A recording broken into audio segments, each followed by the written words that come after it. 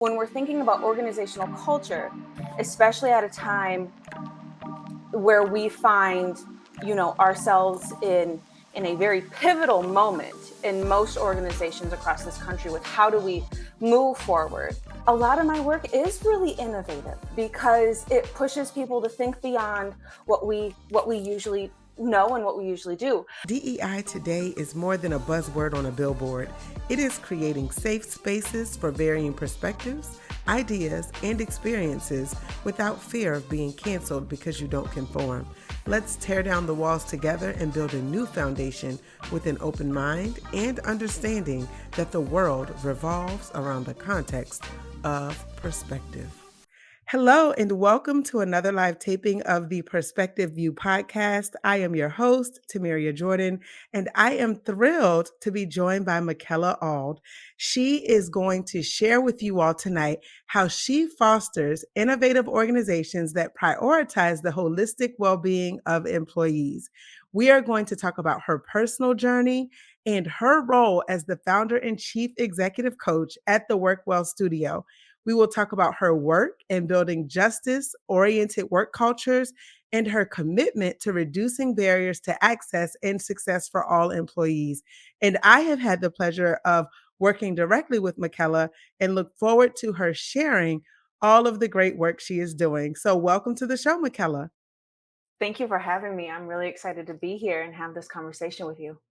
You're welcome. So, before we get started, I would love for you to tell our listeners who you are in your own words. So, when you think about an elevator pitch, who would you say Mykella is?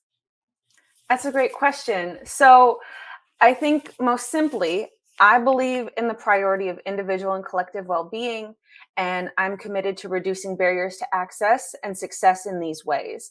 My purpose is to contribute to the solutions that produce and sustain equitable outcomes that are grounded in human centered approaches to building just work cultures, like you said. I've supported individuals and communities at the school levels, district levels, university level, city, state, and national levels, and across the various levels of work that I've done, my priority has been how do we integrate a mindset and a culture of well being into the work that we do? I love that. And I love the title of the Workwell Studio. So I look forward to really getting into that a little bit more. So, speaking of which, can you tell us more about your background and the various roles that you've held as a behavioral change leader and executive coach?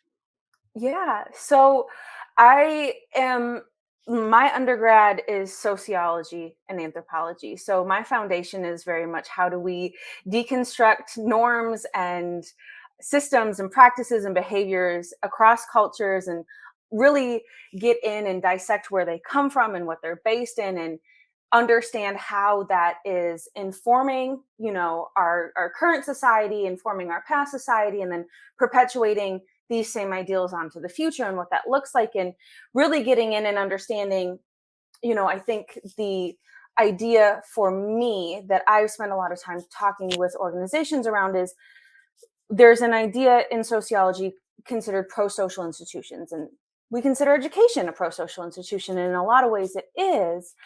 But we've really seen, especially over the last few years, how education can contribute to sustaining harmful, damaging, traumatic experiences for many individuals and communities across our country. And this isn't just a US specific issue, but most of my work is US based, so I'll stick there. Um, and so I think when it comes to behavior change, a lot of my work has really been at more of the culture level of an institution, a culture level of a team, or a culture level of a larger um, just like education as a field. So I got my start in education, K-12 in the university system, looking at innovative practices within education that reformed and reframed who has the power in education, who are the decision makers, where are we putting our dollars, how are we aligning our services and systems, who are we centering in those decisions.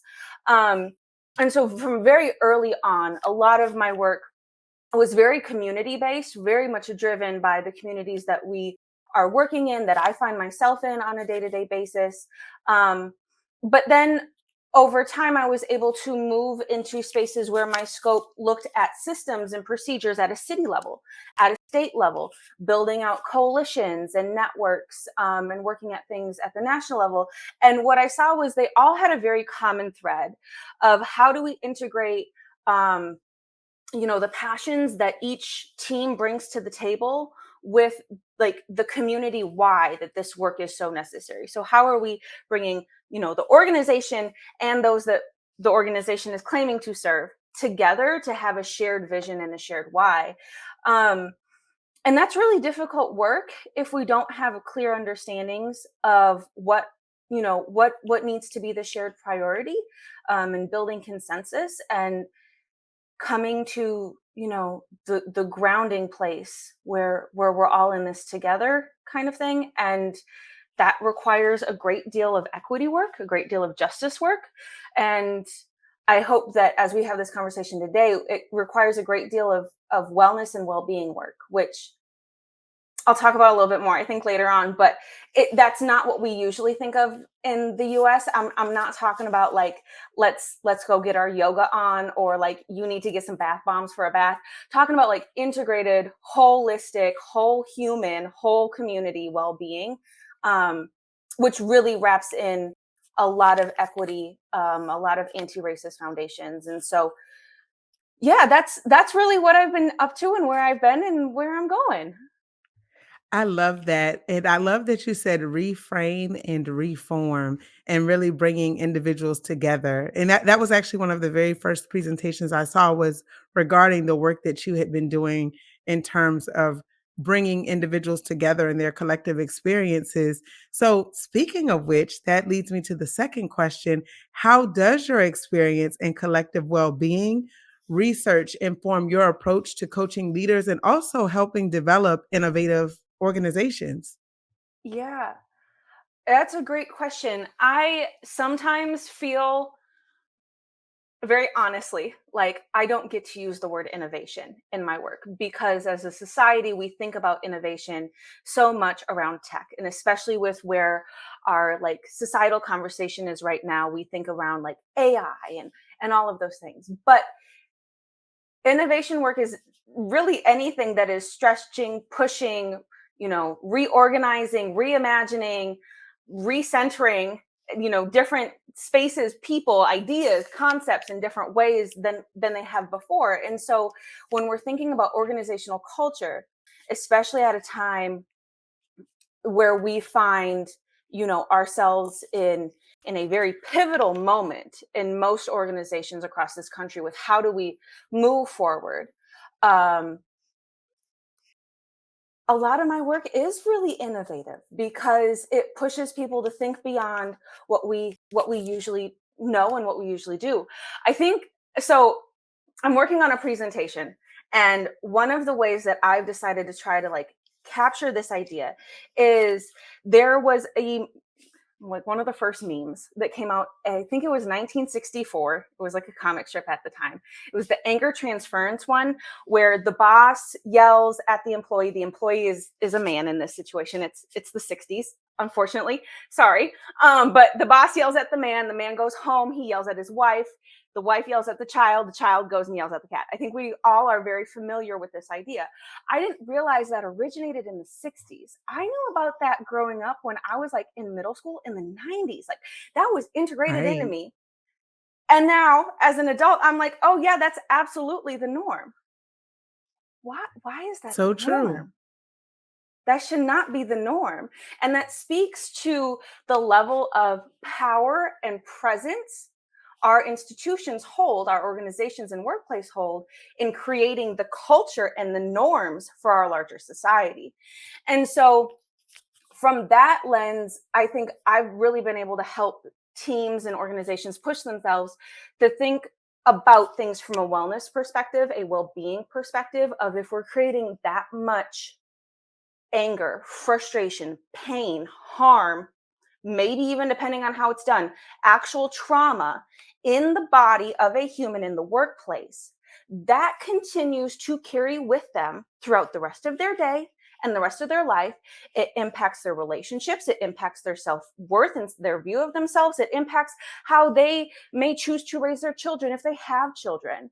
And that's really powerful. So, what does it look like if we change how we set our culture, how we set our norms, how we set our practices, how we train our staff, what we choose to train our staff and leaders in? Are we choosing to overlook the social emotional development? Are we choosing to overlook the anti-racist workshop because it might be too uncomfortable for some folks? We are doing a disservice to our organization, ourselves, and our larger culture. So I try to bring that mindset to the work that I do. I love that. And I think that's a great example. And to your point of where we are as a society, we do have the ability to impact so much. And so that is really the premise of the perspective view. So thank you for sharing that perspective. And that actually leads me to the next question, which is, could you elaborate more on the concept of a whole person? Because I think this was a great segue in your response as it relates to employee well-being and the impact on organizational success, because I think that great segue of looking at how it may impact us at home, but also the impact on the organization. Hmm. Yeah. I spent a few years at Loyola University, right before and through the biggest, like most foundationally impactful, I think for most of us, anyways, component of the pandemic. And while I was there, I was on a team that was working on research, really getting in and digging into why. And the project started very youth focused. It was a project we were working on for our School of Education at the university. Um, and we were working with a department that spent most of its time external facing in the Chicago Public School District.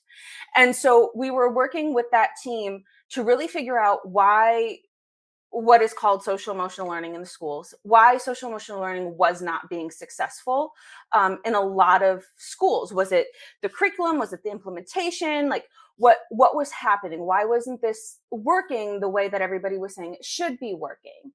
Um, and that foundation quickly took on a life of its own. The project ended up being a community-based project focused on like the whole life cycle of the human. It was not just focused on youth. It ended up being like, cradle to grave kind of thing, really thinking through how are we developing socially and emotionally as humans in this society, in this culture. And what we were finding in the research that we were doing was most of the time when we were thinking about social emotional development, we were lacking a very critical integration points. And two of the biggest ones being trauma informed care and anti racist practices. A lot of, just like everything else in our country, a lot of our social emotional capacity building, development, learning, whatever the keywords are in your sector, were based off of research in the late 80s, early 90s that were focused specifically on your white middle class. And there was no integration into what does social emotional development look like if you are an individual or a community that has experienced trauma in the home, generationally, systemically, like no attention to that. And then also no look at what does this look like from an anti-racist lens. What does it look like when we look at what social emotional development looks like here in a very independent Western society versus, and what does social emotional development look like for a family that migrated from a very communal based, community or culture and country? Like we just there's none of that. It's very stale from all of those mixed realities. And so when I moved on from Loyola, I was fortunate to be able to take this work with me and develop what we call at the Workwell Studio a practice of care framework, which really looks at how we integrate all three of those things within our organization.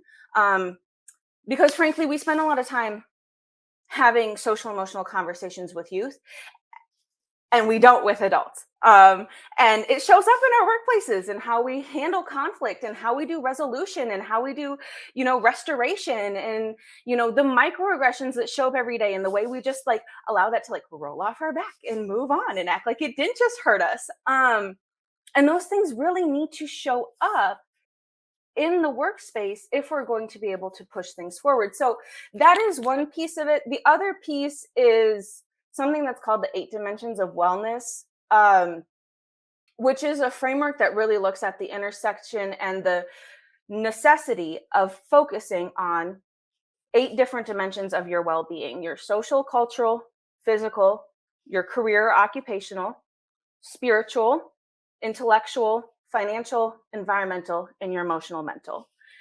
And so oftentimes we don't like have the capacity to do that. We're not taught how to do that. We don't talk about that. Um, but man, our workplace hits every single one of those. It needs to have a space in how we develop, our strategic plans, and how we develop our frameworks, and our HR practices, and the way we design all of these different things that interact with our workforces. um, so we spend a lot of time having those conversations. I think that's great, and I think you hit the nail on the head with regard to what you're doing, and I love the fact that you mentioned the social emotional learning because individuals would almost make you feel bad for bringing up emotions in the workplace, but I love how you said it. You said a mixed reality because that is exactly what we see every day is that people are coming in with their own realities, their own experiences, and we're all in a mixing pot, almost like a big melting bowl of all of these different experiences, ideas, and thoughts. And so when you think about that and the work that you do, how do you support companies in fostering that learning focused environment where individuals do feel like their well being is prioritized? Yeah. um I think there are so many things. I think there are so many things, and I would I will answer this from the lens that we have because of the experience we possess at the Workwell Studio, our lived experience, our realities. Um, and also know that this is not the only way to do this, and this is not even going to be best for all organizations.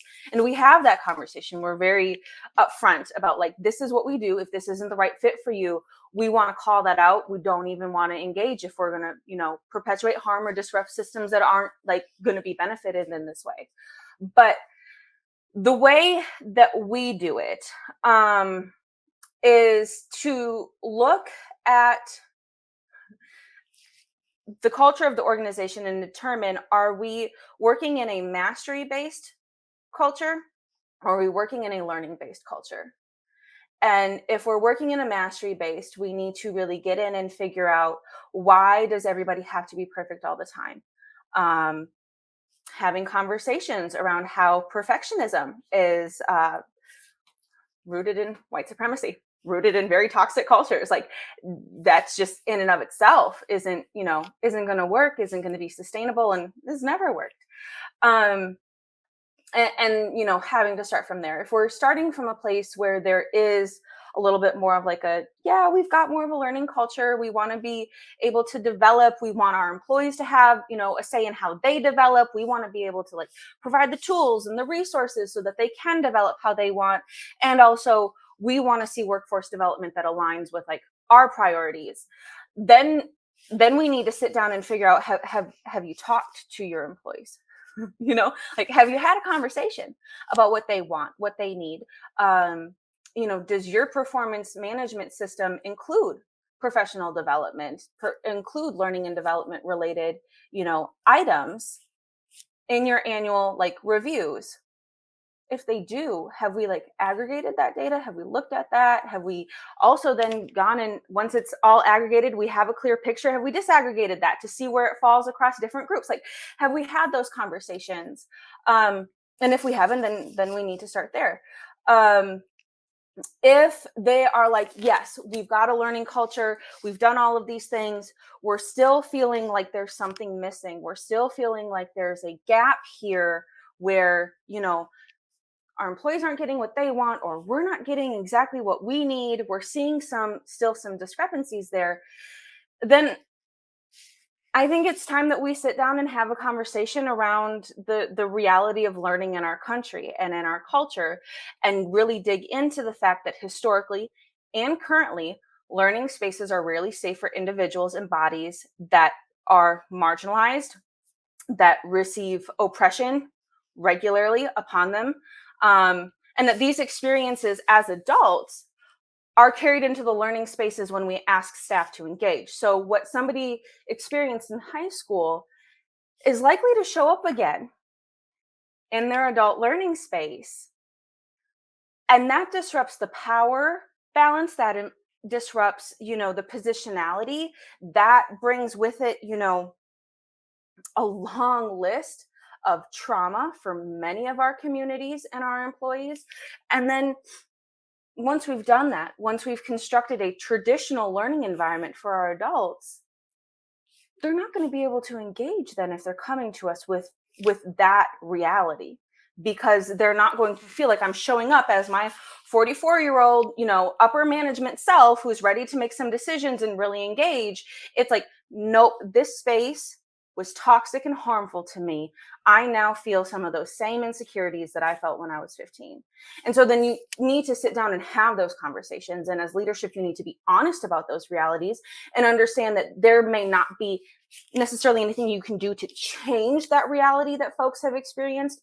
But then how are we shaping our learning spaces now? How are we shaping our learning and development activities, opportunities now to deconstruct that harm and move away from spaces that look like that? And ideally, we would love to be able to get everybody to that place. But sometimes it's just flipping the culture from mastery to learning. And sometimes if they're learning, then we try to push them along. I love that. And I love the work that you're doing with the Work Well Studio. And so, as the founder and chief executive coach, what would you like to share with individuals or organizations that maybe you haven't had a chance to share yet to really help them understand why they should work with you? Yeah. So the Workwell Studio is a relatively new organization. It's very exciting. Um, we are, working with organizations across the spectrum of areas and capacities, sizes, levels, all of that. We've got some very small and we've got some very big, and we've got some that are public and some that are private. Um, but the work that we do is that we believe and are committed to workspaces that are founded in equity and justice principles. Everything we've been talking about, like that, is what we aim to do. Um, and we look to build and sustain individual and collective development and well-being by addressing these inequitable systems. Um, so we really look to co-create innovative opportunities for our organizations that are responsive to the needs and the desires of the employees.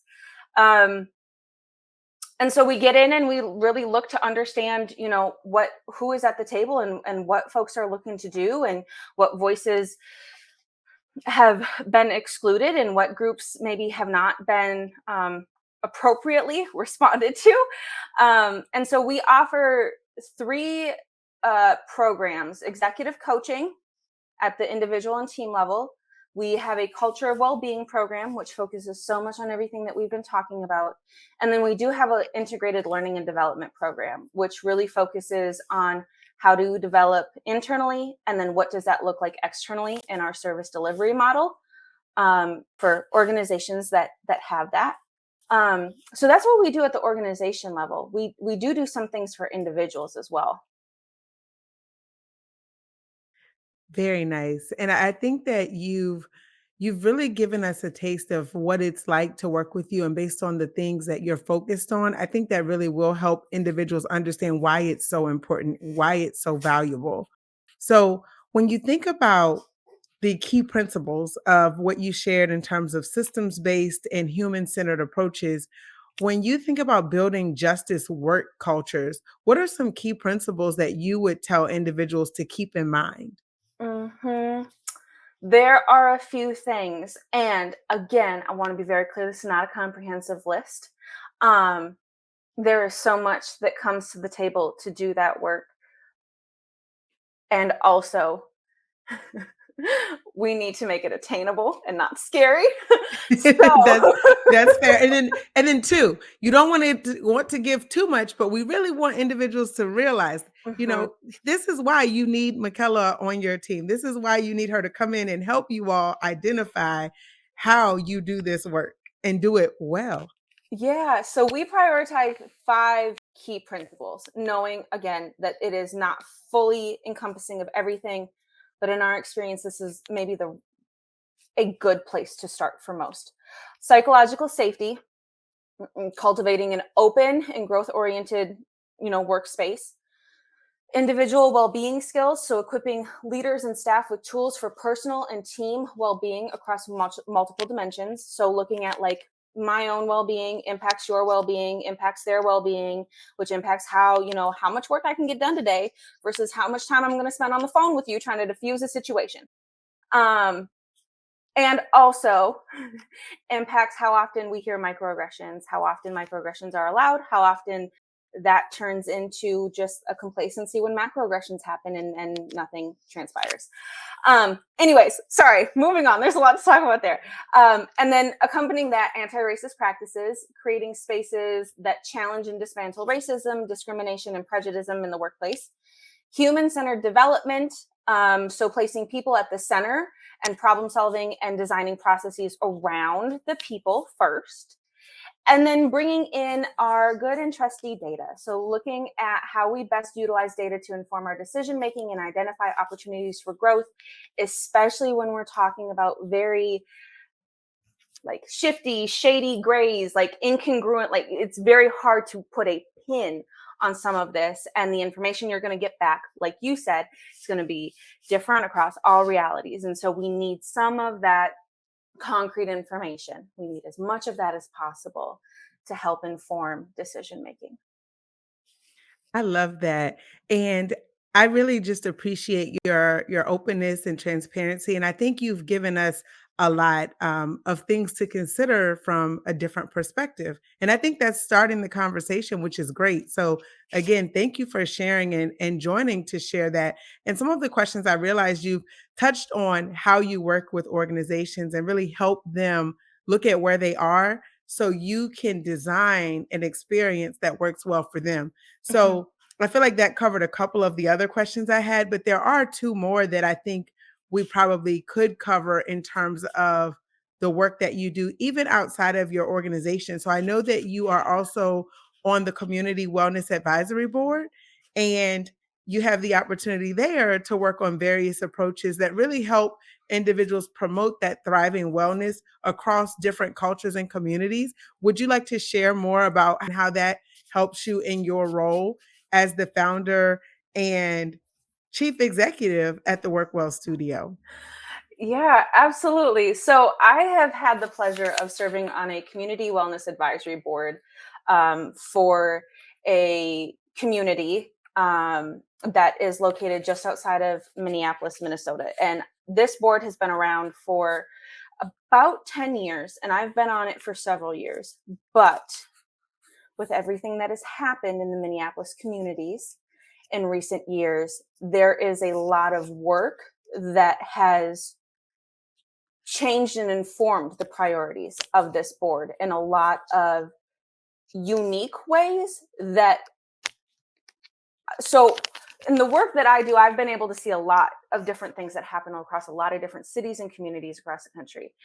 There are like a handful that I have seen doing something similar to this. And again, it's not going to work for everybody, but I think it's so interesting and innovative the way that the manager assigned to this has taken the approach of driving a diverse stakeholder investment group across federal, state, county, local government, and community representatives to really drive home the necessity of equity and well-being and reframing how institutions from the city, the school district, the county board, the local mom and pop shops that are in that community engage with its residents in a way that is very unique and continues to like proactively and impactfully make very small, and I think that's the thing that is very interesting, is this group doesn't get like federal dollars, they don't get state dollars, they're not um like beholden to a funder in that capacity, where they can determine what the small incremental sustainable change and growth is that they want to see for their own community. And so it's really a lot of what I think we spend a lot of time talking about in our day-to-day work is like, how do we do stakeholder engagement in a way that is empowerment and justice centered for like for their own community. Like it's that community doing for themselves. And some of the rest of us just come in with a little bit of our knowledge, a little bit of our experience, some of our resources, and say, hey, like, what do you need from me? How can I help? Let's sit down and tackle some of these issues. So, like, we met with a team at their school district this year who is working on a lot of their equity work, and they were able to expand. They got an equity director about 4 years ago, and he was able to hire 2 additional staff. That's not enough people, but it's a start. And so with their team, they're like, we're working on building relationships. We're working on how can we, really get in and help the community understand, like, this is why the teachers need what they need, because this is, again, the school district. And so we sat down with them and was like, well, how would an equity impact framework help you be able to sustain and better like plan out and path out some of the work that you're doing in a way where you can integrate, different voices in different ways, and it can be a little bit more manageable, and you can prioritize things, and you can have a model for internal and external and all of that. And then, we get to sit down and do evaluation and analysis of community well-being work, which, I mean, somebody's got to pay the woman running this for the research, because that is just not happening in most places. But then, they run a bunch of different programs and products and services that right now we're going through the redesign for the next fiscal year. Like, what worked well, what didn't work well, why didn't this work well? That practitioner, not a good fit, unfortunately. Okay, we need to find something else. So, like, I think the thing that is most unique is, again, this isn't the county, this isn't the city, this isn't the state, this isn't the school district, this isn't like the local like community bureau of organizations. This is truly grassroots. And I think that that is so incredibly exciting to be a part of. I would agree. And I just want to say, I think that it's awesome that you're doing the work that you're doing. And so when you think about envisioning the future of organizations that really prioritize individuals and collective well-being, but then also the support that you provide from a learning and development standpoint, and also the coaching that you provide to individuals, what steps would you advise individuals to get started with you and really focusing on being supported, being Mhm. supportive, being more inclusive? And then, of course, any additional information that you would like to share in terms of how they get in contact with you to get the work started. Yeah. So I think the thing that is difficult is I, because you and I have had these conversations, and other folks have stepped into these spaces where we're like calling on like the everyday employee. And there's a lot of power, privilege, and positionality that goes into that of like, hey, I'm not the HR director. I'm not the executive. I'm not even the director of my own team. What do you want me to do about this? And that's very real. And there's spaces where like showing up with leadership and like the HR version of this answer is very much like, we need to sit down and critically evaluate all of your procedures and your processes. Is Juneteenth just a performance for you? Do you just do pride? Like, what does this look like? Do you have, I don't know, like religious holidays that acknowledge that the months of April and June and September are going to need to have spaces for your Muslim and Islamic, employees to be able to use their right as an employee? Or is it just like, well, you're going to have to take your own personal time because our holiday pay gets used in December? Like that's the kind of like HR version of the answer that I would give.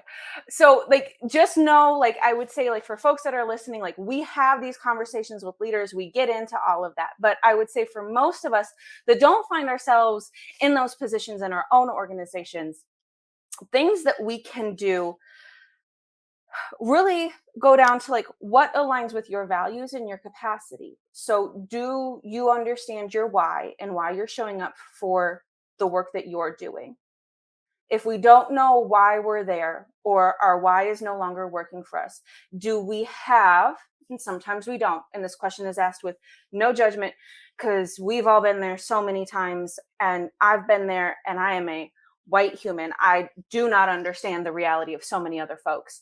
So, what happens though when it's not serving us, when it's not aligning with our why? Do we have the space to be able to be reflective a little bit to either find a way to align the little bits that we're getting that are still working so that we can stay if we have to stay? Or again, if we have the privilege to find something else, taking that moment to say, hey, this served me, but I need to move on. And sometimes that's the best thing that we can do for individuals is understanding that if I'm not in the right space for me, I am not going to be helpful to myself and my colleagues and my team. And at that point, I don't really care about the larger organizational efficiency and effectiveness. If it's not working for you, it's not working for you. And I think that the pandemic and our new generation entering the workforce is really showing some of us like, hey, you need to put yourself first because at the end of the day, that's all you have.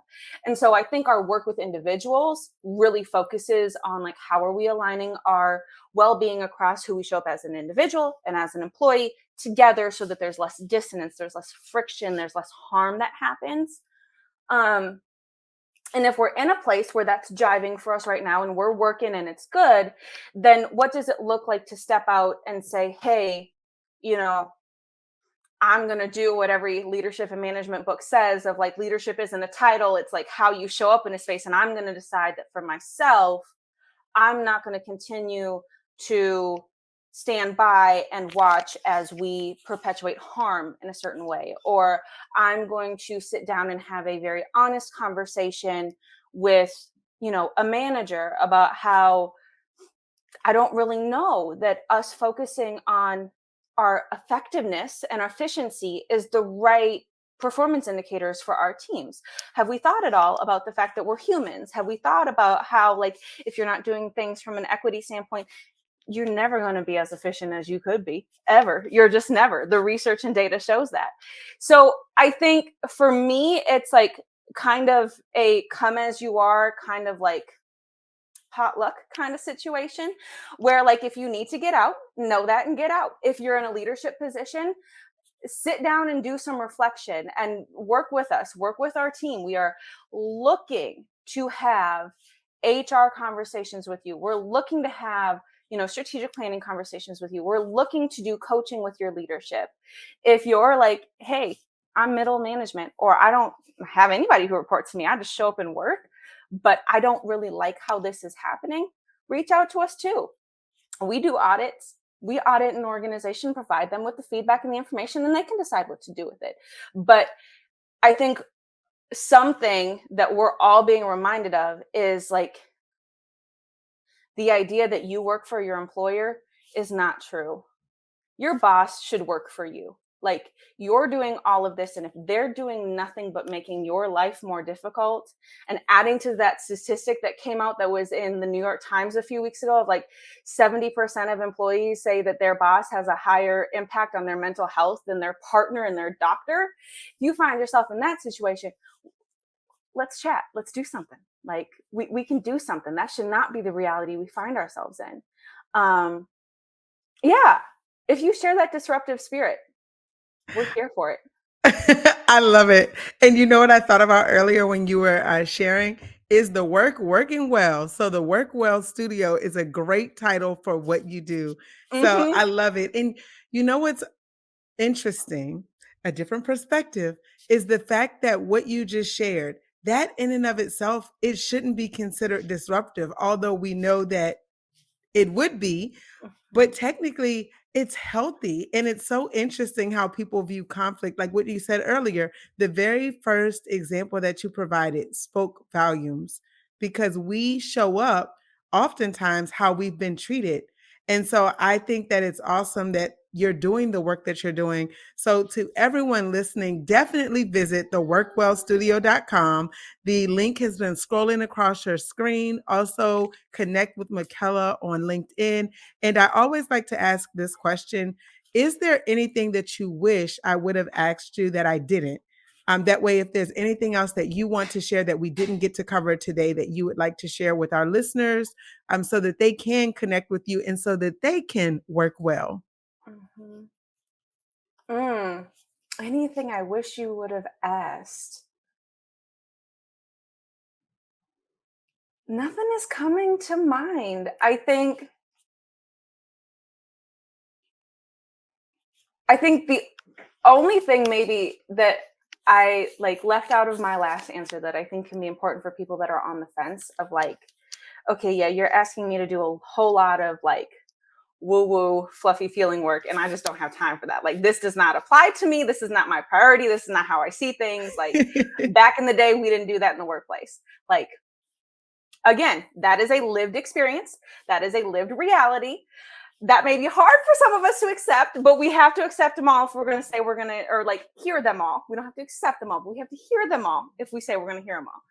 The one other thing I would say on that is there is so much research and there is so much popular media right now, like New York Times, Washington Post, Gallup, like all of these very easily accessible spaces putting out information that continues to remind us that pre COVID and post COVID, by not prioritizing these things in our work, we see an increase in turnover, we see a decrease in production and productivity rates. We see a decrease in organizational efficiency and effectiveness. We see, oh man, I should have pulled it. There was a number that went out like a few months ago. It was an absurd amount of money that gets spent annually in this country on sick days that Oh, would be wow. avoided if we did basic, like, mental and emotional care for our like staff. So like if this feels like something that is out of your reach or beyond your capacity or something that doesn't align with your vision and you are a leader or you are in a position of power to make some decisions, I would maybe just ask you to think critically about all these very practical, traditional workplace outputs and organizational priorities that are directly affected by the way we treat our employees. And you know what? That is so powerful. And I was like trying to hurry up and look for it for you. And I found the number 227 billion per year. Is that the number that you found? I'm pulling it up. I think I Wow. posted this just a few weeks ago too, or reposted about it. I mean, That's a lot of that's reason money. enough. Like, come work Exactly. with us. That's reason Show enough. them the money going out the door. Exactly. Like, if that's what motivates you, that's what motivates you. And, we would like to spend some time, reconsidering some of those priorities. Yes, I love it. I love it. And that's the thing. Sometimes you do have to put that type of information out because it really does help individuals shift their perspective because oftentimes we just don't know because we don't ask. So I appreciate you taking the time out to join us to share your perspective on how organizations can thrive, but also how individuals can thrive by being themselves. And I like the fact that you highlighted that oftentimes in organizations, it's looked at as disruptive, but it really is beneficial to everyone involved. Mhm. So I just want to personally thank you for joining the show. And also on behalf of our listeners who will listen to this episode, thank you for the perspective and thank you for your time. Thank you for having me on. I've enjoyed this conversation with you. You're welcome. And likewise. Well, to our listeners, we look forward to speaking with you again soon. And remember, perspective is subjective. Have a good night.